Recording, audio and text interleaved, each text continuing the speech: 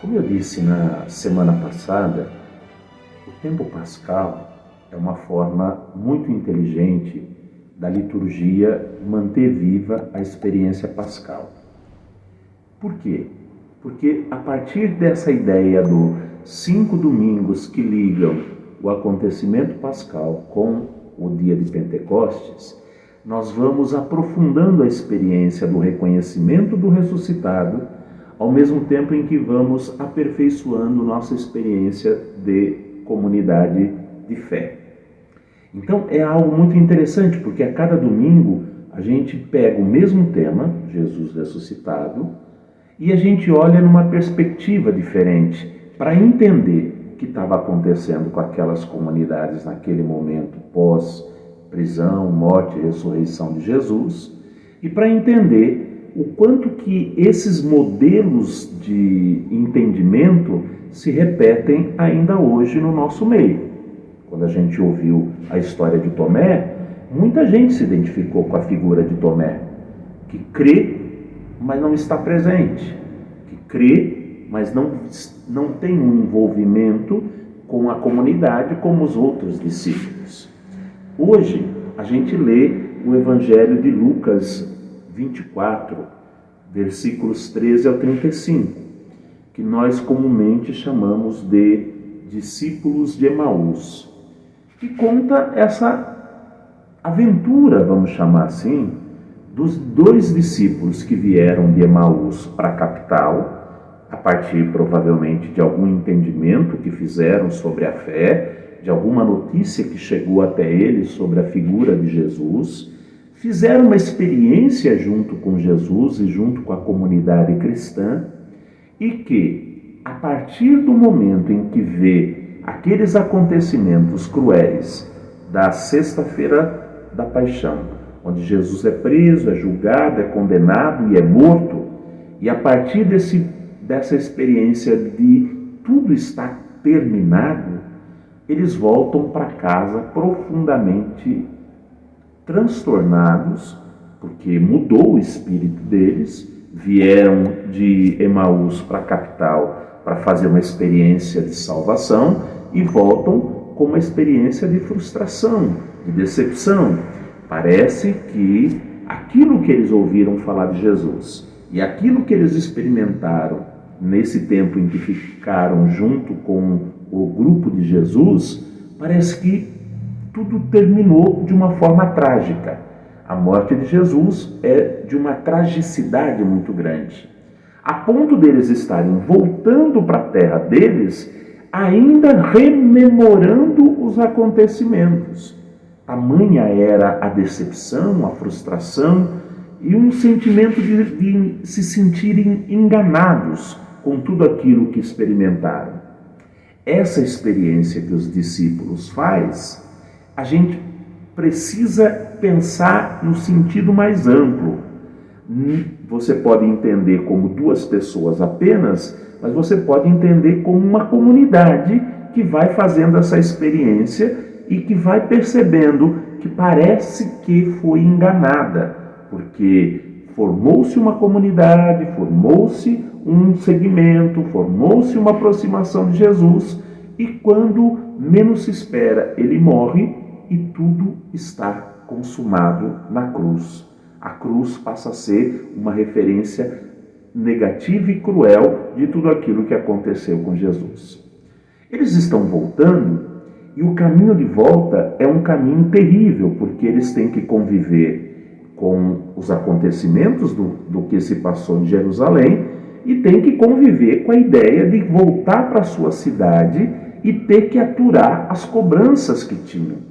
A gente não pode esquecer que nesse momento do anúncio do Evangelho, o início da vida cristã foi marcada por muita dificuldade, porque muita gente se convertia, mas ao se converter tinha que brigar com a família, porque eram judeus que vinham para o cristianismo, ainda que não houvesse já uma definição tão clara de que o cristianismo seria uma diferenciação do judaísmo, ainda que isso não tivesse muito claro, mas necessariamente já tinha problemas e já tinha cobranças. Muitos pais expulsavam os filhos de casa quando sabiam que eles estavam se envolvendo com o grupo de Jesus.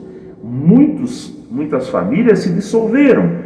Pai contra filho, filho contra mãe, sogro contra nora. Lembra? Tem vários textos em que isso aparece e que é um misto desta confusão e desta dificuldade que a comunidade cristã vai enfrentar nesse período histórico do início do cristianismo. Então eles estão voltando, lamentando os acontecimentos de Jerusalém e com uma carga emocional muito negativa, porque se sentem traídos, se sentem enganados, se sentem decepcionados com tudo aquilo que aconteceu, ao mesmo tempo que se sentem ameaçados pela volta, porque vão ter que voltar e vão ter que admitir que tudo aquilo que eles foram atrás era uma grande farsa, era uma grande mentira. E é nesse caminho que a gente podia chamar de um caminho pedagógico, porque é um caminho de um aprendizado, em que estão trocando informações e que estão tentando lidar com esses sentimentos todos que invadiram a alma desta comunidade de Emaús, é que vai aparecer um desconhecido que vai dar uma perspectiva diferente para aquela sensação, para aquela angústia, para aquele medo, para aquela dificuldade toda que a comunidade está enfrentando. E é interessante porque a perspectiva que o Evangelho coloca é uma perspectiva que diz assim para mim e para vocês: deem uma olhada, vocês não foram traídos. Leiam novamente o que foi dito pelos profetas. Ou seja, a fidelidade exige uma volta àquilo que foi falado pelos profetas. Vocês estão lendo as coisas muito superficialmente e vocês estão perdendo o entendimento de tudo aquilo para o qual este que vocês foram atrás foi enviado. A morte dele não é só uma consequência trágica. É claro que tem um elemento trágico aí, difícil, mas não é só isso. Tem também todo um projeto que se conecta com o Primeiro Testamento e que se conecta com aquilo que os profetas falaram.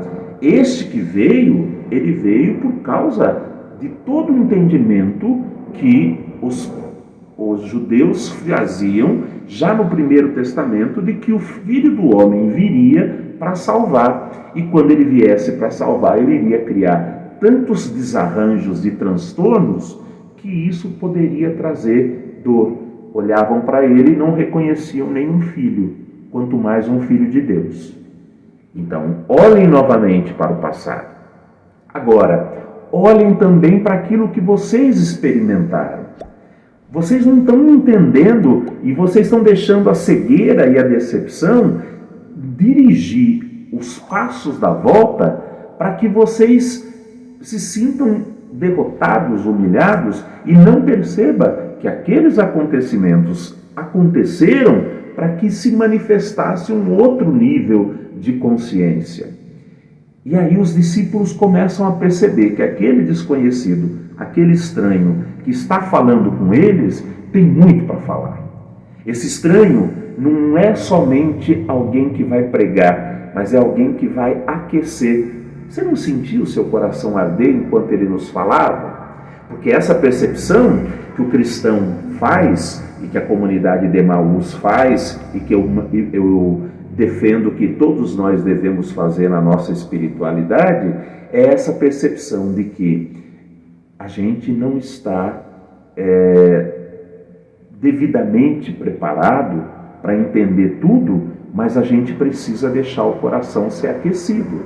E aí a gente até entende que esses encontros semanais que os evangelhos vão relatar, que era o primeiro dia depois da morte de Jesus, era o primeiro dia da semana, 8 dias depois, não era apenas uma questão rigorista, mas era uma questão de alimentar a esperança, alimentar o sentimento, alimentar a consciência de que ele não morreu e desapareceu. A morte dele deixou para nós um elemento que nos dá sentido.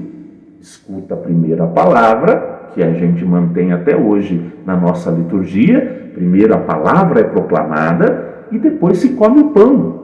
E é tão interessante que primeiro eles ouvem a explicação daquele que seria desconhecido no caminho, e quando reparte o pão, o olhar, a consciência se abre de um tanto que eles reconhecem, é o Senhor. É o Senhor. E quando reconhecem isso, já não tem mais a presença daquele sujeito enigmático, mas eles entendem, era ele que falava conosco enquanto caminhávamos. E é ele que nos dá o sentido de não mais voltar decepcionados para Emaús, mas pelo contrário, voltar para Jerusalém e contar essa experiência para que os discípulos, os apóstolos, as igrejas que ainda estavam lá, alimentando a sua experiência de dor, de tristeza, de perda, ao mesmo tempo em que já estavam fazendo o encontro semanal para a escuta da palavra e o reconhecimento de Jesus, fosse alimentada por aquela experiência. Vimos o Senhor.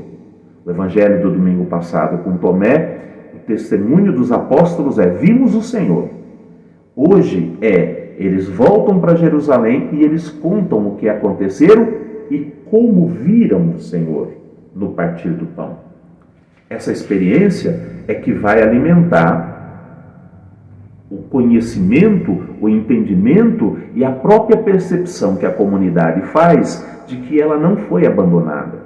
Passaram por uma situação difícil, delicada, profundamente doída, mas não ficaram abandonados à própria sorte, não ficaram esquecidos e não foram deixados de lado. Ao fazer isso, essa comunidade revitaliza a experiência.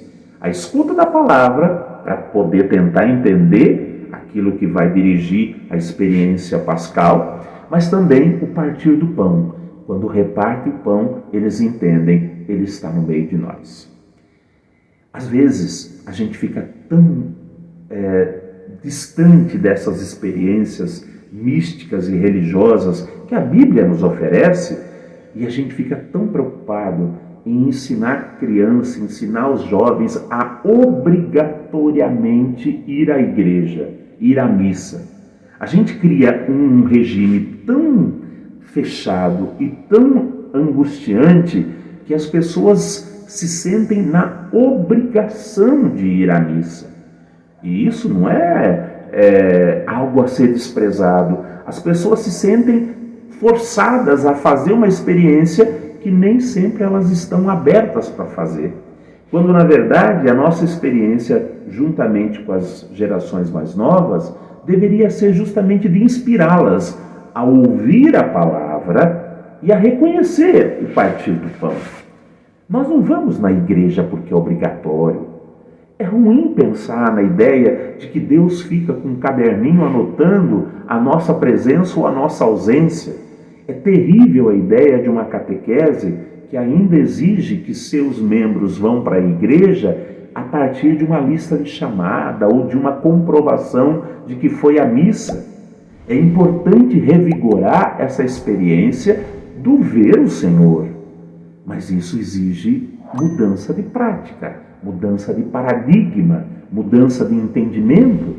Nós precisamos inspirar as pessoas a fazer esse caminho, se não de Jerusalém para Emaús, mas a gente precisa ensinar as pessoas a fazerem esse caminho pedagógico de entendimento da fé, das suas angústias, dos seus medos, das suas dores, das suas tristezas, das suas derrotas, das suas decepções, dos seus medos encalacrados de tantas formas possíveis e imagináveis, a reconhecer a escuta da palavra e reconhecer o partir do pão.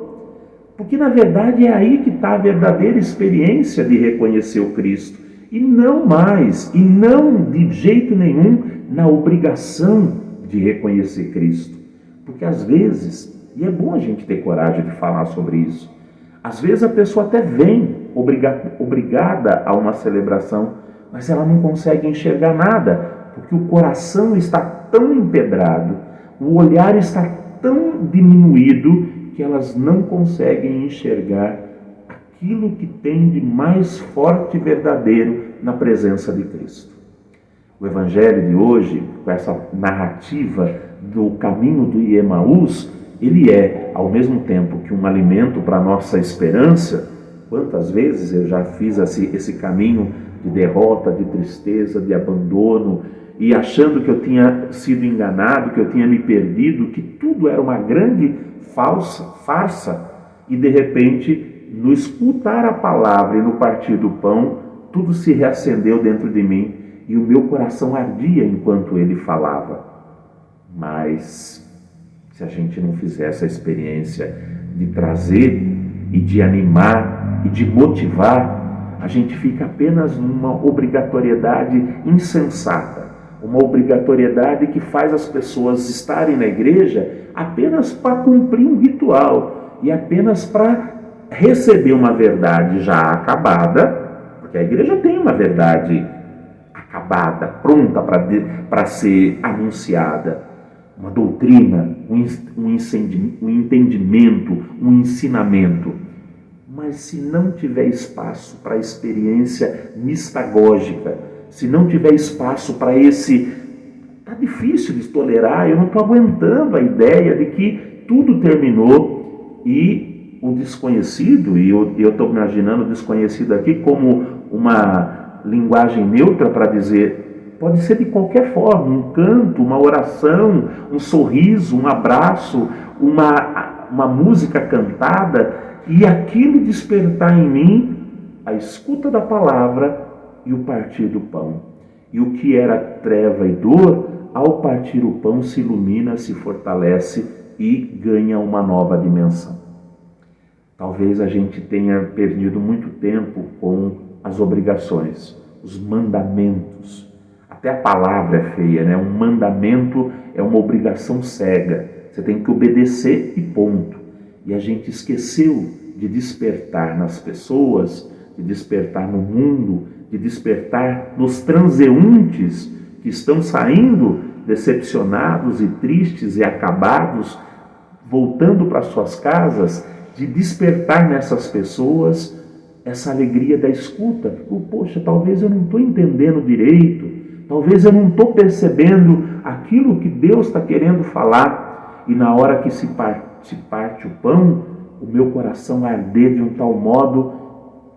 Não é que o meu coração ardia enquanto ele falava, e ao invés de eu ir para o fracasso ou para o fim, eu volto com alegria para anunciar: vimos o Senhor no partir do pão. Eu acho que esse evangelho de hoje, ele é para todos nós, para a igreja de um modo geral, mas para cada um de nós, um chamado à conversão dos modelos, dos paradigmas, das formas que a gente encontra para poder falar de que ele está no meio de nós e que a gente vai precisar redescobrir. Mas para isso, não sei se o caminho é a obrigação. Provavelmente o caminho é a descoberta, a experiência, o entendimento, o sentimento, o convívio, a troca de experiência e a atenção à palavra e ao partir do pão. Que nem eu nem vocês deixemos a preocupação de encher os bancos da igreja nos dominar e façamos do nosso melhor, não para que as pessoas lotem as igrejas, mas para que elas encontrem com o ressuscitado no caminho de suas vidas. Fiquem bem, fiquem na paz, coragem, ânimo. Vimos o Senhor no partir do pão. Um abraço.